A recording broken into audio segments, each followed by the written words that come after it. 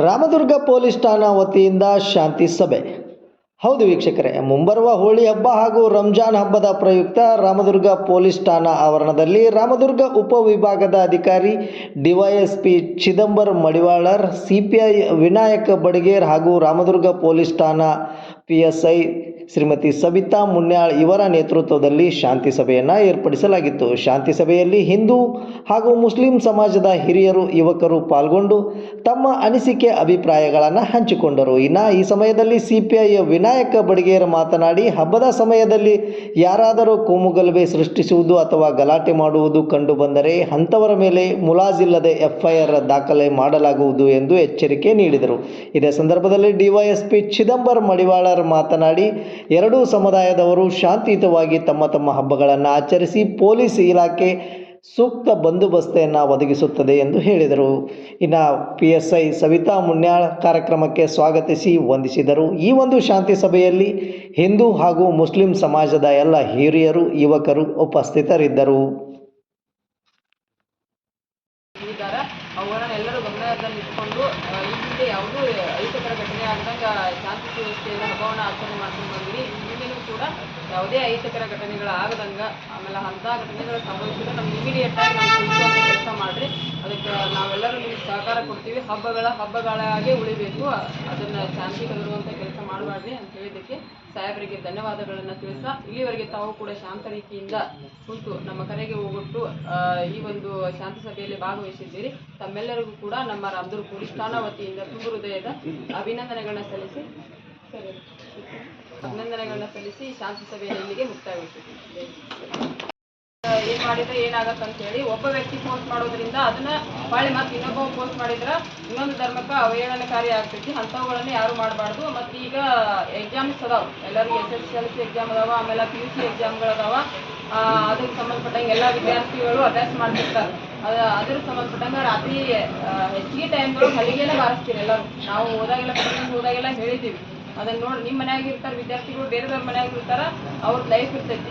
ಅದಕ್ಕೆ ಸಂಬಂಧಪಟ್ಟಂಗೆ ಸ್ವಲ್ಪ ಸೌಂಡನ್ನು ಕಡಿಮೆ ಮಾಡಿ ಇದು ಮಾಡಬೇಕು. ಮತ್ತು ಟೈಮನ್ನು ಇಷ್ಟು ಇಂಚಿಸ್ ಟೈಮ್ ಅನ್ನೋದು ಅಂತ ಹೇಳಿ ಮುಗಿಸ್ಬೇಕು. ಆ ಟೈಮ್ದಾಗ ಬಾರಿಸ್ಕೊಂತ ಕೂತ್ರೆ ಅವ್ರು ಡಿಸ್ಟರ್ಬೆನ್ಸ್ ಆಗುತ್ತೆ. ಅದನ್ನು ಅಂಥ ಕೆಲಸಗಳನ್ನು ಮಾಡಬೇಡ್ರಿ. ಆಮೇಲೆ ಹೋಳಿ ಹಬ್ಬದ ಸಂದರ್ಭದೊಳಗೆ DJಗೆ ಅವಕಾಶ ಇಲ್ಲ ಅಂತೇಳಿ ಹೇಳಿದ್ದಾರೆ. DJಯನ್ನು ಯಾರೂ ಬಳಸಂಗಿಲ್ಲ. ಫಸ್ಟೇ ಪಾಯಿಂಟ್, DJಯನ್ನು ಬಳಸಿದ್ರೆ ಅಂಥವ್ರ ಮ್ಯಾಲ ನಾವು ಯಾರು DJ ಹಚ್ಚಿರ್ತಾರಲ್ಲ, ಯಾರು DJ ಓನರ್ಗಳು ಇರ್ತಾರಲ್ಲ ಅವ್ರ ಮ್ಯಾಗ ಮತ್ತು ಆಯೋಜಕರ ಮೇಲೆ ಸೂಕ್ತ ಕ್ರಮವನ್ನು ಕೈಗೊಳ್ತೀವಿ. ಏನಿಲ್ಲ, ಈಗ ನಾವು ಯಾವುದನ್ನು ಈಗ ಏನು ಹೇಳ್ತೀವಲ್ಲ ಹೇಳಿದ್ದನ್ನು ಮಾಡಿ ತೋರಿಸ್ತೀವಿ. ಆಮೇಲೆ ಹೇಳಿದ್ರಿ ಮತ್ತು ನಮಗೆ ಮಾಡಕ್ಕೆ ನೀವು ಬಿಡ್ತೀವಿ, ಮಾಡ್ಕೋರಿ. ಆ ಸಂದರ್ಭದಾಗ ನಾವೇನು ಡಿಸ್ಟರ್ಬೆನ್ಸ್ ಮಾಡೋಂಗಿಲ್ಲ. ಆಮೇಲೆ FIR ಆಗ್ತೈತೆ ಅಷ್ಟೇ.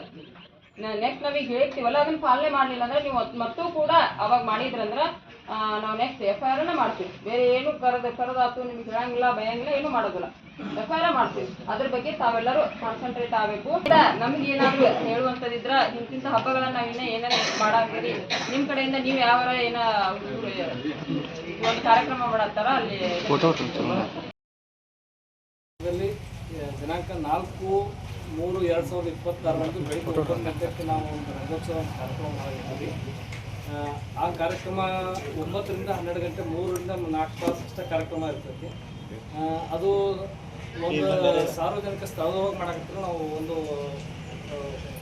ಓನ್ ಪ್ರಾಪರ್ಟಿ ಒಳಗೆ ಬಸವ ಗಾರ್ಡನ್ ಅಂತ ಹೇಳಿ ಹಲಗತ್ತಿ ಬೈಪಾಸ್ ರಸ್ತೆ ಒಳಗೆ ಆ ಕಾರ್ಯಕ್ರಮ ಮಾಡಕತ್ತೀವಿ. ನಿಮ್ಮ ಸಿಬ್ಬಂದಿನೂ ಸಹಕಾರ ಕೊಡ್ರಿ. ನಮ್ಮದು ವಾಲಂಟಿಯರ್ಸ್ ಮಾಡ್ಕೊಂಡು ಆ ಇದ್ರೊಳಗೆ ಯಾವುದೇ ಗಲಭೆಗಳನ್ನು ಮಾಡಲಾರ್ದೇ ಆ ಕಾರ್ಯಕ್ರಮ ಯಶಸ್ವಿ ಮಾಡಿಕೊಡ್ತೀವಿ. ಅದರೊಳಗೆ ಪ್ರತ್ಯೇಕವಾಗಿ ಲೇಡೀಸ್ಗೆ ಸಪ್ರೇಟ್ ಐತಿ, ಜೆಂಟ್ಸಿಗೆ ಸಪ್ರೇಟ್ ಐತಿ ಆ ಕಾರ್ಯಕ್ರಮದೊಳಗೆ. ಹೀಗಾಗಿ ಅಲ್ಲಿಂದ ಯಾವುದೇ ಥರದ ಗಲಭೆ ಆಗೋಂಗಿಲ್ಲ ಅಂತ ಹೇಳಿ ಇದು ಮಾಡ್ತೀವಿ. ಇದಕ್ಕೆ ನಿಮ್ಗೆ ಸಹಕಾರ ಕೊಟ್ಟರೆ ಅಷ್ಟೇ. ಮತ್ತು ಯಾರ್ದಾರ ಜಿಲ್ಲಾ ವನ್ಯ ಗಣಪತಿ ಚೌಕಿನಿಂದ ಶಿವಾಜಿ ಮಹಾರಾಜ್ ಸರ್ಕಲಿಂದ ಹುತಾತ್ಮ ವೃತ್ತ, ಅಲ್ಲಿಂದ ರೇಣುಕಾಚಾರ್ಯ ಸರ್ಕಲ್, ಶಿಗೋಳ ಕ್ರಾಸ್, ಅಲ್ಲಿಂದ UTL ಕ್ರಾಸ್, ಅಲ್ಲಿಂದ ಕುಂಬಾರಮಠ, ಅಲ್ಲಿಂದ ವೆಂಕಟೇಶ್ವರ ಸಮರ್ಪಕ ಕಾರ್ಯಕ್ರಮ ಸಾಯಂಕಾಲ 4 ಗಂಟೆಗೆ ಈ ಕಾರ್ಯಕ್ರಮ ಪ್ರಾರಂಭ. ವಿಶ್ವ ಹಿಂದೂ ಪರಿಷತ್ ಬಜರಂಗ ವತಿಯಿಂದ ಈ ಕಾರ್ಯಕ್ರಮ ಏನು ಮಾಡ್ತೀರಿ? ಅಲ್ಲಿಗೆ ಹಬ್ಬ ಅಂದ್ರೆ ನಮ್ಮ ಸನಾತನ ಸಂಸ್ಕೃತಿ ಪ್ರಕಾರ ಎಲ್ಲರೂ ಅಲ್ಲಿಂದ ಬೇರೆ ಏನು ತರ್ಸಂಗಿಲ್ಲ. ನಮ್ಮ ಅಲ್ಲಿಗೆ ತೊಗೊಂಡು ನಾವು ಟೀಮ್ ಮಾಡ್ಕೊಂಡು ಒಂದು 2-3 ರೀತಿ ವಾದ ಇಟ್ಕೊಂಡು ಬಾರಿಸುವಂಥ ಕನಿಷ್ಠ ಒಂದು 300 ಜನ ಆಗ್ತದೆ. ಅಷ್ಟು ಹಿಡಿದಿರ್ತಾರೆ ಸರ್ ಸಂಖ್ಯೆ ಹಾಕಿಸ್ತೀವಿ ಅಲ್ಲಿಂದ ಹೋಗಿ ಕೊನೆಗೆ ಕೊನೆಗೆ ವೆಂಕಟೇಶ್ವರ ದೇವಸ್ಥಾನ ಸಮಾರಂಭ ಕಾರ್ಯಕ್ರಮ 4 ಕಿಲೋಮೀಟರ್ ಎಷ್ಟು ಮುಗಿಸ್ತೀವಿ 4ರಿಂದ ಬಂದು ಒಂದೇ ಸಲ ಹಾಕಿ ಸರ್ 6 ಗಂಟೆ ರಾತ್ರಿ 1:30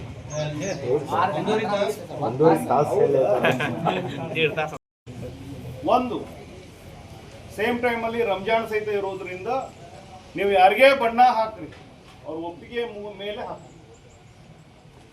ನೀವು ಹಾಕಿದ ಬಣ್ಣಕ್ಕೆ ನಾವು ಅಪೋಸ್ ಮಾಡಿದ್ರೆ ನಾನು ಕೇಸ್ ಮಾಡ್ತೀನಿ. ನಾವು ನಷ್ಟ ಕರೆಸ್ತೀನಿ, ನಿಮ್ಮನ್ನ ಯಾವನ್ನೂ ಕರೆಸೋದಿಲ್ಲ. ಅವತ್ತು ನಿಮ್ಮನ್ನ ಯಾರೂ ಟಚ್ ಮಾಡೋದಿಲ್ಲ, ನನಗೆ ನೀವು ಬೇಕು ಆಗಿಲ್ಲ. ವಿದ್ಯಾರ್ಥಿಗಳ ಪರೀಕ್ಷೆ ಹೋಗಿರ್ತಾರೆ ಸರ್ ಸೂಪರ್ವೈಸರ್. ಆಮೇಲೆ ಸ್ಪೆಷಲಿ PUC ಸೆಕೆಂಡ್ PUCದು ಎಕ್ಸಾಮ್ ಸ್ಟಾರ್ಟ್ ಅದಾವು. ನಿಮ್ಮ ಸೌಂಡು, ನಿಮ್ಮ DJ ಏನೇ ಇರಲಿ, ಅದು ಯಾವುದೇ ಕಾರಣಕ್ಕೂ ವಿದ್ಯಾರ್ಥಿಗಳಿಗೆ ಪರೀಕ್ಷೆ ಬರೆಯೋರಿಗೆ ಹೆಲ್ಪರ್ ಆಗತೈತಿ ಅಂತ ಹೇಳಿ ಕಂಪ್ಲೇಂಟ್ ಬಂದರೆ ಇಮಿಡಿಯೇಟ್ ಬಂದ್ ಮಾಡಿಸ್ತೀವಿ. ನಾವು ಈ ವರ್ಷ ನಾವು ನಿರ್ಧಾರ ಮಾಡಿದ್ವಿ, ನೀವು ಆಯೋಜಕರ ಮೇಲೆ ನಾನು ಕೇಸ್ ಮಾಡದೇ ಇರ್ಬೋದು, ಬಟ್ DJ ಯಾವ ಕೊಟ್ಟಿದ್ದಾನಲ್ಲ ವಾಪಸ್ ತೊಗೊಂಡು ಹೋಗುವಾಗ DJ ಮಾತ್ರ ವಾಪಸ್ ಸ್ಟೇಷನ್ಗೆ ಬರ್ತೈತಿ.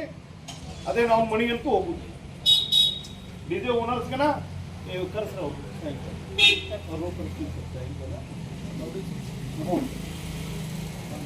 ಹೇಳಿ ಈಗ ಕ್ಲಿಯರ್ ಮಾಡ್ಕೋದನ ಅಂತಂದ್ರ ನಾ ಹಾಕಿದ್ರೆ ಏನಾಗೋದೈತಿ, ಪೊಲೀಸರು ಕರೆಸ್ತಾರ, ಮಾತಾಡ್ತಾರ, ಅವ್ರನ್ನ ಕರೆಸ್ತಾರ, ನಮ್ಗಟ್ಟು ಕರೆಸ್ತಾರ, ಬುದ್ಧಿ ಹೇಳ್ತಾರ, ಕಳಿಸ್ತಾರ. ಅವೆಲ್ಲ ದಿನಗಳು ಮೀರೋದು.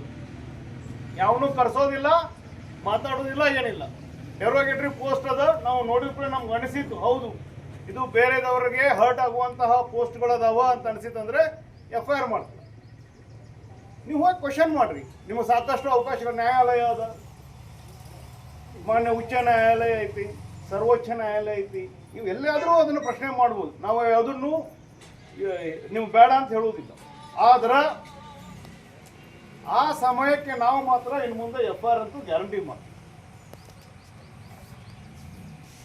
ನಿಮ್ಮ ವೈಯಕ್ತಿಕಗಳ ಏನೇ ಇದ್ರೆ ಅದನ್ನ ವೈಯಕ್ತಿಕವಾಗಿ ಜಗಳಾಡ್ರಿ, ಮಾತಾಡ್ರಿ, ಮಾಡ್ಕೊಡ್ರಿ. ನೀವು ಬಂದು ವೈಯಕ್ತಿಕ ಇದ್ದಾಗ ನೀವು ಬಂದು ಕೇಸ್ ಕೊಟ್ಟರೆ ಕೇಸ್ ಮಾಡ್ತೀವಿ, ನೀವು ಅಲ್ಲೇ ಮುಗಿಸ್ಕೊಂಡ್ರೆ ಮುಗಿದೋಗಿ. ಬಟ್ ಅದನ್ನು ನೀವು ಒಂದು ಸಾಮಾಜಿಕ ಜಾಲತಾಣಕ್ಕೆ ತೊಗೊಂಬಂದ್ರಿ ಅಂದ್ರೆ ಅವಾಗ ಅದು ವೈಯಕ್ತಿಕ ಉಳಿಯೋದಿಲ್ಲ, ಅದು ಸಾಮಾಜಿಕ ಆಗ್ಬಿಡ್ತೈತಿ. ಅವಾಗ ಸಾಮಾಜಿಕ ಸಮಸ್ಯೆ ಅಂತೇಳಿ ಬಂತಂದ್ರೆ ನನಗೊಂದು ಈ ವರ್ಷಕ್ಕೆ ಒಂದು 50 FIR ಹೆಚ್ಚಾದರೂ ನಾವು ತಲೆ ಕಡಿಸ್ಕೊಳ್ಳೋದಿಲ್ಲ. ಅದು ಸಮುದಾಯ ಅನ್ನುವಂಥ ವಿಷಯಕ್ಕೆ ಹೀಗಾಗಿ ಆ ಸಂದರ್ಭದಲ್ಲಿ ನಾವು ಸಾಕಷ್ಟು ಮುನ್ನೆಚ್ಚರಿಕೆ ಕ್ರಮ ಕೈಗೊಂಡ ಹೊರತಾಗಿಯೂ ಕೂಡ ಸಾಕಷ್ಟು ಸಣ್ಣ ಪುಟ್ಟ ಘಟನೆಗಳು ನಡೀತವೆ. ಇವತ್ತಿನ ನಾವು ಮೀಟಿಂಗ್ ಕರೆದ ಉದ್ದೇಶನೇ ಅದು. ಯಾರೋ ಒಬ್ಬರು ಮಾಡುವಂಥ ಒಂದು ತಪ್ಪಿನಿಂದ ಇಡೀ ಅದು ಸಮುದಾಯಗಳ ನಡುವೆ ಹೋಯಿ ಮನಸ್ಸನ್ನು ಹೆಚ್ಚಿಸುವಂಥ ಒಂದು ಸಂದರ್ಭ ಅದು ಬರೋದು. ಈಗ ನಾವು ಕರೆದೀವಿ, ಇಡೀ ಎಲ್ಲ ಊರಾಗೂ ಬಣ್ಣ ಆಡ್ತಾರೆ. ಎಲ್ಲಿವರೆಗೂ ಎಲ್ಲಿ ನಾವು ಪೀಸ್ ಕಮಿಟಿ ಮಾಡೋ ಉದ್ದೇಶನೇ ಅದು. ಏನೂ ಆಗಬಾರ್ದು, ಶಾಂತಿ ಸುವ್ಯವಸ್ಥೆಗೆ ಕದಡಬಾರ್ದು, ಧಕ್ಕೆ ಆಗಬಾರ್ದು, ಬೇರೆ ಅನ್ಯ ಕೊಮ್ಮಿನ ಯಾವುದೇ ಸಮುದಾಯಕ್ಕೂ ತೊಂದರೆ ಆಗಬಾರ್ದು,